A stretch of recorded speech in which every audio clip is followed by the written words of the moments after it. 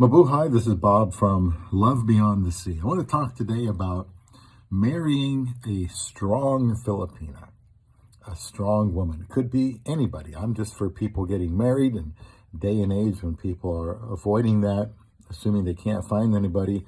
I got married back in 2015, so over 7 years ago. Very happy with my Filipina wife.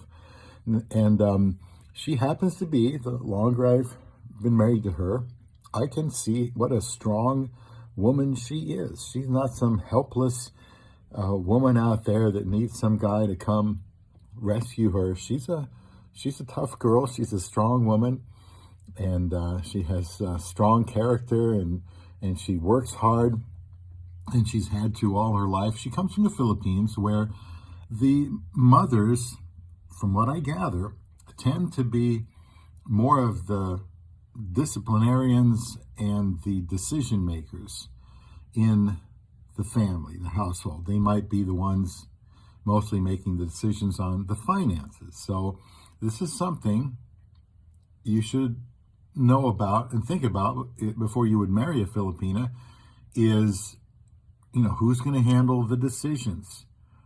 How are financial decisions going to be made? What are going to be the priorities? Because you could go into that situation and being a bit blindsided that she feels like, well, this is what I've always observed all my life, so I need to be making these choices. And, I do think that biblically that the husband is the head of the wife. He is the servant leader of his wife. He even says he is to give up his life for her. But he is in charge.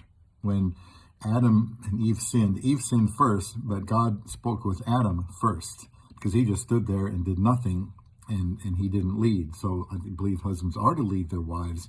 And if they do that appropriately, then a wife won't have trouble letting him make the big decisions, being responsible before God for the relationship. Women are amazing. They're multitaskers. They're very smart, very bright, very talented, like my wife is. But, we do have to talk about, you can't just be like pulling a rope back and forth, arguing about who makes decisions. I try to defer to her as much as possible, but I am still the one responsible. I can't just shirk my responsibility as I see it and let her make all the decisions, and she probably could, but that's not the point. The point is the man, I believe, from the Bible, is the head of his wife, and he needs to make sure that things are going in the right direction, that everything is done for her good and never for her harm. So if they work in harmony and he really cares about her, marrying a stronger Filipina who has good leadership skills like my wife does should not be something that can't work. Encourage her in all the things that she's good at, her skills, her thinking process, decision making. Let her know that you recognize her abilities and you're grateful for them. But when there's tough calls, the husband has to make those if they are deadlocked on something. So think about this before you get married, and let me know your comments on this. If you intentionally have tried to avoid marrying a strong woman or a strong Filipina, or where you maybe wish you had known more about the matriarchal society before you did.